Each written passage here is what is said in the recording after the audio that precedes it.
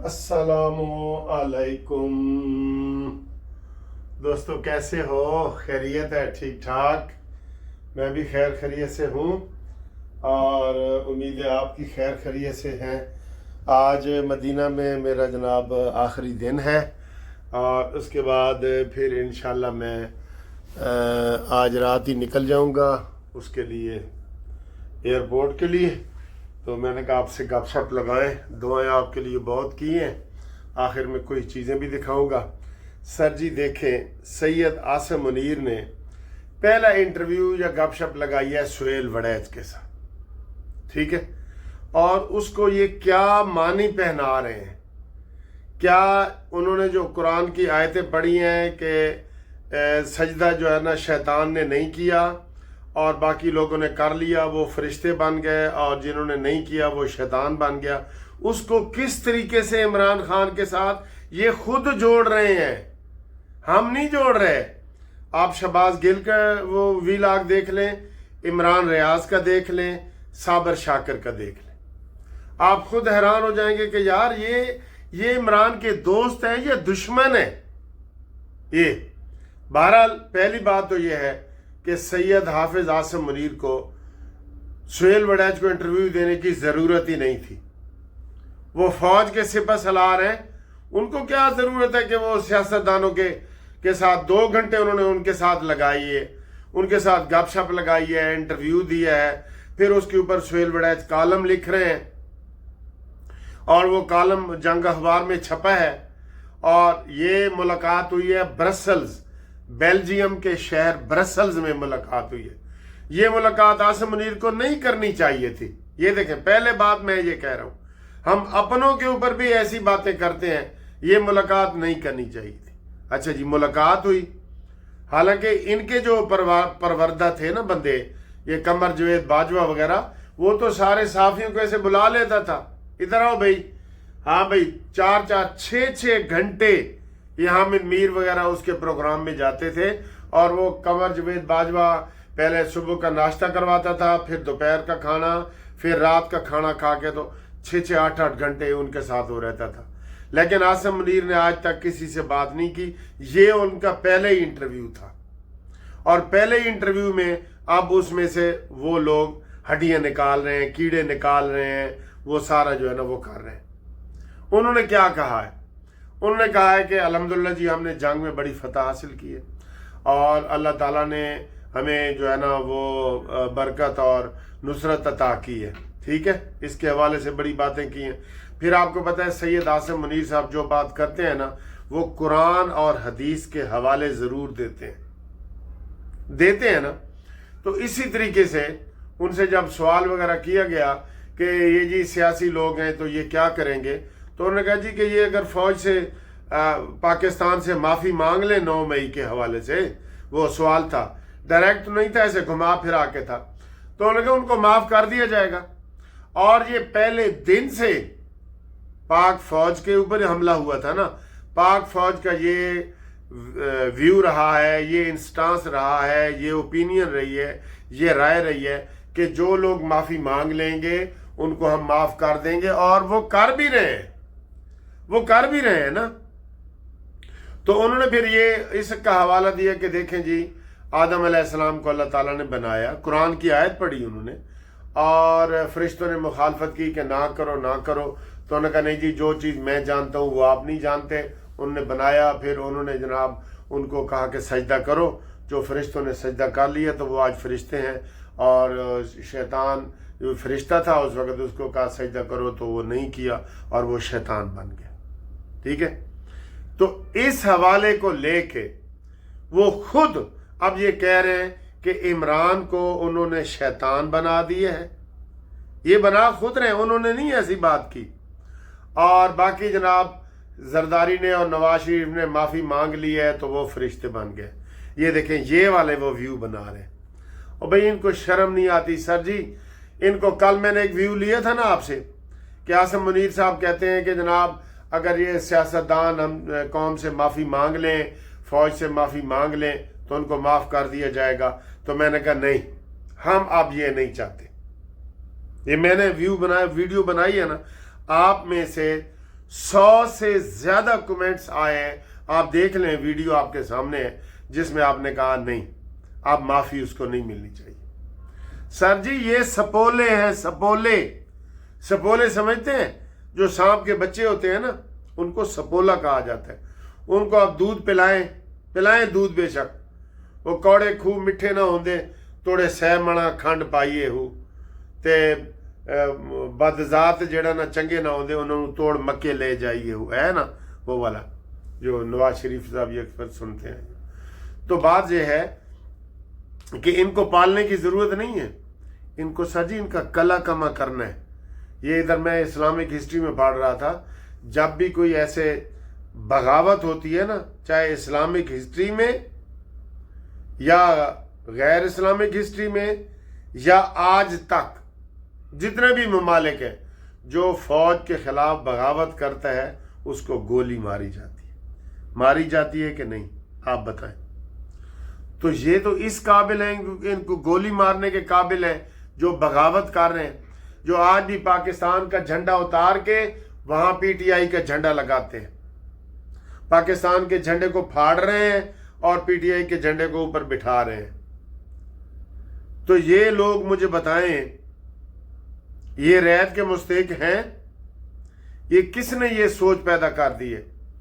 भाई उन्होंने अगर इस्लाम की तौहीन तो की है ना, ये तो सारे उलमा भी कहते हैं ना कि खातमुन नबीयीन उस पहले दिन से लेके जिसने खातमुन नबीयीन सल्लल्लाहु ताला अलैहि ये नहीं कहा, और हमेशा सल्लल्लाहु ताला अलैहि वसल्लम को भी वो गलत तरीके से बयान करता है। फिर उसको जितने इस्लामी ये रूहानियात और ये वो कोई लफ्ज़ भी सही नहीं कर सका। फिर वो कहता है जी कि अल्लाह ताला मेरी ऐसी ट्रेनिंग कर रहे जैसे अल्लाह ने हजूर पाक की ट्रेनिंग की थी, नाउजुबिल्लाह। तो ऐसे शख्स को आप कहते हैं माफ कर दिया जाए? ना ना ना, ऐसे शख्स को गोली मारनी चाहिए थी। अब तो अदालतों ने भी साबित कर दिया है कि ये माफी के लायक नहीं है। ये सर जी ये फिर आप इधर उधर की बातें करेंगे ना, तो फिर मुझे आखिर में शहबाज शरीफ साहब पे गुस्सा आ जाएगा। ये पीटीएम की 16 महीने हुकूमत रही है, उसमें भी इन्होंने कुछ नहीं किया पीटीआई के पाबंदी के हवाले से। तहरीक लब्बैक पे पाबंदी लगी है ना, एएनपी पे पाबंदी लगी है, केपीके में जमात इस्लामी पे पाबंदी लगी है। तो ये उससे ज्यादा काम कर चुके हैं, हर लिहाज से इनके पाबंदी नहीं लगनी चाहिए थी ना। तो ये इस हुकूमत की नाकामी है, ये इस हुकूमत की ये नाकामी है कि अभी तक ये दंदनाते फिरते हैं बाहर। एक पाबंदी क्या लगाएंगे? ये तो उनको गिरफ्तार नहीं कर रहे जिनको अदालतों ने सजाएं सुना दी हैं। अदालतों ने सजाएं सुना दी हैं कि इनको जी गिरफ्तार किया जाए, और हुकूमत उनको गिरफ्तार नहीं कर रही। आप बताएं।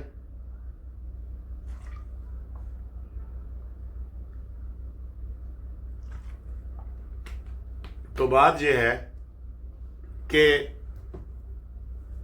कुछ शहर के लोग भी जालिम सन ते कुछ सानू मरण का शौक भी सी।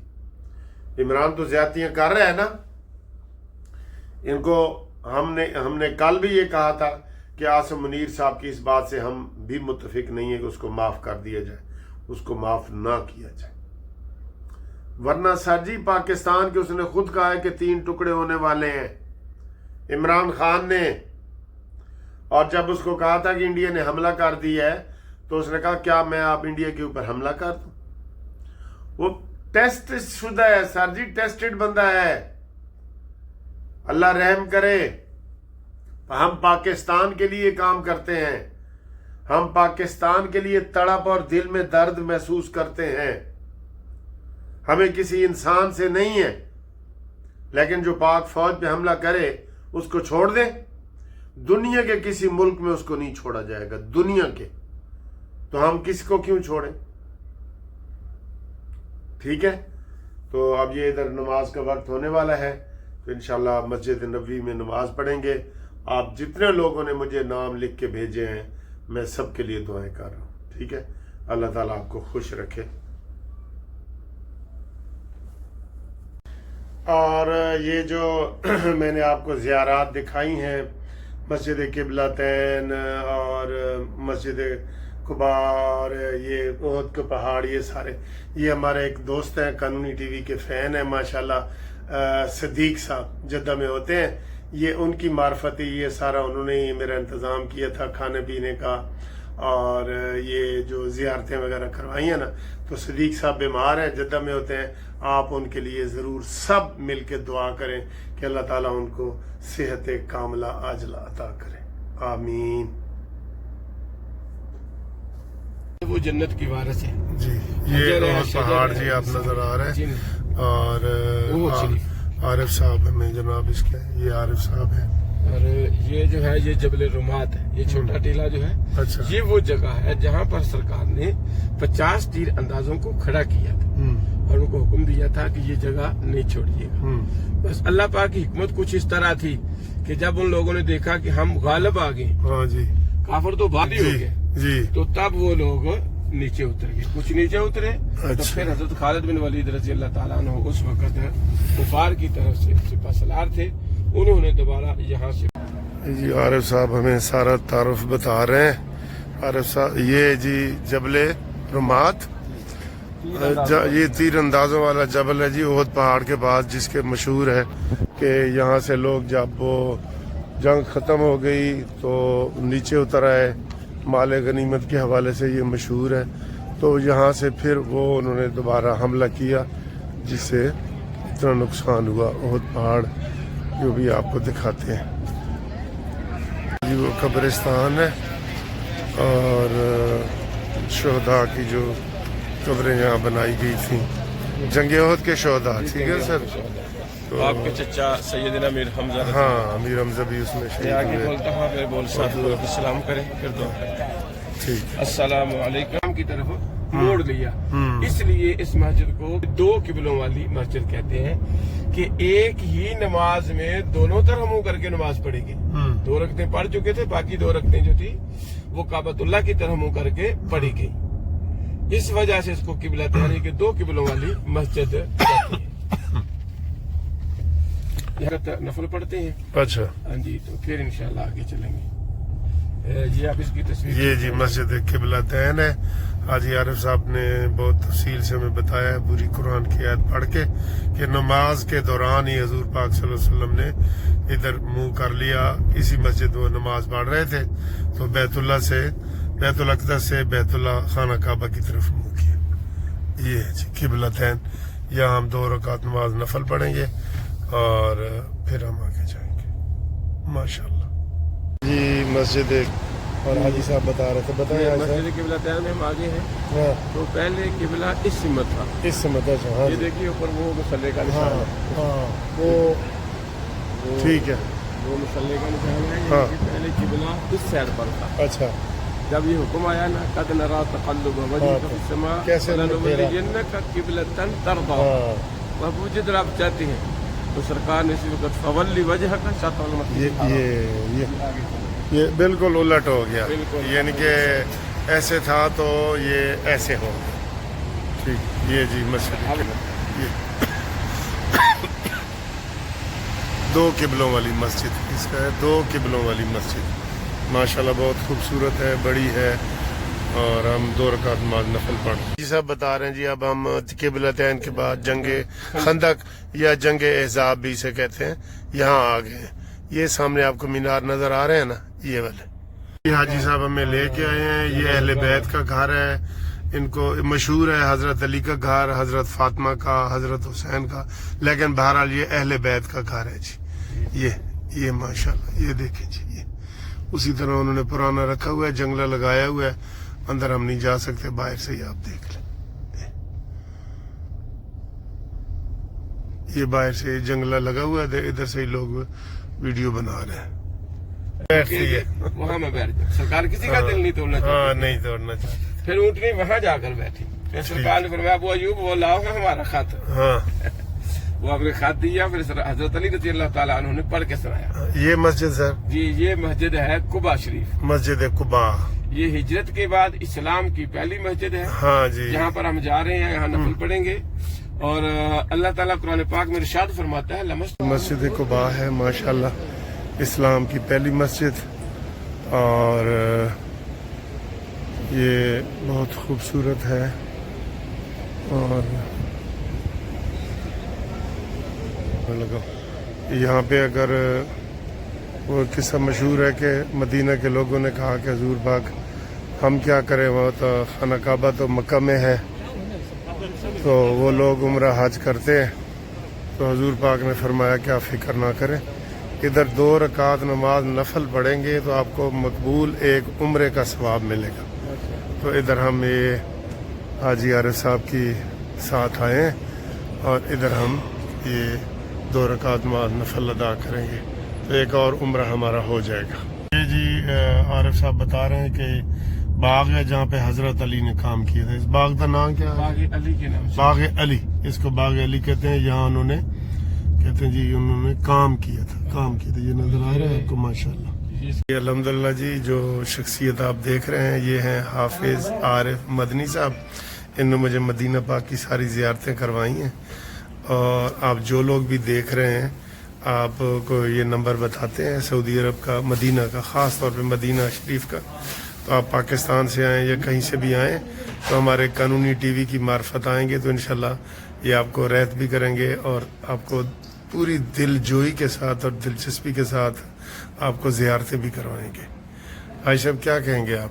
جی ٹھیک ہے انشاءاللہ، ٹھیک ہے، ہمارا چینل ہے قانونی ٹی وی، ماشاءاللہ ٹھیک تو ہے، قانون کے حوالے سے ہے قانونی ٹی وی، ماشاءاللہ تو کافی لوگ آئیں گے انشاءاللہ، تو آپ نے ذرا خدمت کرنی ہے ان کی، جی اور ان کے ساتھ رعایتیں بھی کرنی ہے۔ جی انشاءاللہ، اپنا فون نمبر بتا دو ادھر مدینہ شریف کا۔ 05805422169 یہ نمبر ہے کال کا، اور واٹس ایپ کا بھی یہ نمبر ہے۔ ٹھیک، جزاک اللہ، جزاک اللہ۔ ناشتہ آگے یہ ہم نے منگوایا ہے پائے، اور یہ ایک چنے کی پلیٹ ہے، تو ہم یہ ناشتہ کر رہے ہیں صبح 8 بجے۔ یہ جی ہم نے ناشتے کے بعد لسی پی ہے، اور لسی کے بعد چائے، وہ سہیل وڑیچ کے جیسے وہ تبصرے آتے ہیں نا، لوگ مذاق کرتے ہیں، تو چائے اور لسی یہ کھلا تضاد ہے، لسی کے بعد چائے بھی آ گئی۔